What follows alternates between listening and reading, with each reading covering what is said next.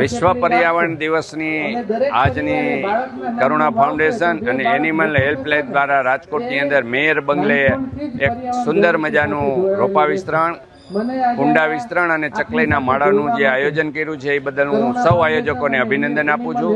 સાથે સાથે મોટી સંખ્યામાં રાજકોટની પર્યાવરણ પ્રેમી ઉપસ્થિત છે અને સૌ લોકો રોપા લઈ અને જઈ રહ્યા છે, ત્યારે તેને પણ હું અભિનંદન આપું છું અને એક વિનંતી કરું છું કે આ જે રોપાનું આપણે લઈ અને એનું જતન કરીએ અને એનો ઉછેર કરીએ અને સાથે સાથે બીજા લોકોને પણ આપણે પ્રેરણા આપીએ કે વૃક્ષ વાવીએ, એનું જતન કરીએ. દેશના પ્રધાનમંત્રી શ્રી નરેન્દ્રભાઈ મોદીનું સ્વપ્ન છે કે આપણો દેશ પર્યાવરણ મુક્ત બને અને એક પેડ માં કે નામ પરનું અભિયાન છે એને પણ આપણે આગળ વધારીએ.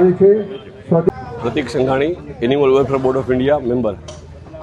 વિશ્વ પર્યાવરણ દિવસ નિમિત્તે સમગ્ર વિશ્વમાં આજે પર્યાવરણનું સંવર્ધન અને બચાવવા માટે, જતન માટેના કાર્યક્રમો થતા હોય છે.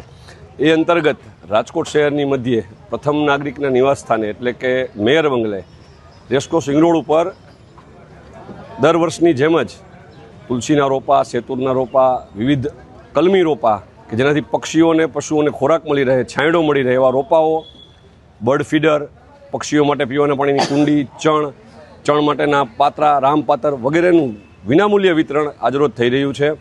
સ્વદેશી જાગરણ મંચ અને કરુણા ફાઉન્ડેશનના સંયુક્ત ઉપક્રમે આ આયોજન થયેલ છે અને ખાસ કરીને પેઢડિયા પરિવાર, રાજકોટના પૂર્વ મેયર અને સંઘના અગ્રણી વિનોદભાઈ પેઢડિયા અને નૈનાબેન પેઢડિયા, શ્રીમતી નૈનાબેન પેઢડિયાએ આ સમગ્ર આયોજન ખૂબ જ સુંદર રીતે કરેલ છે.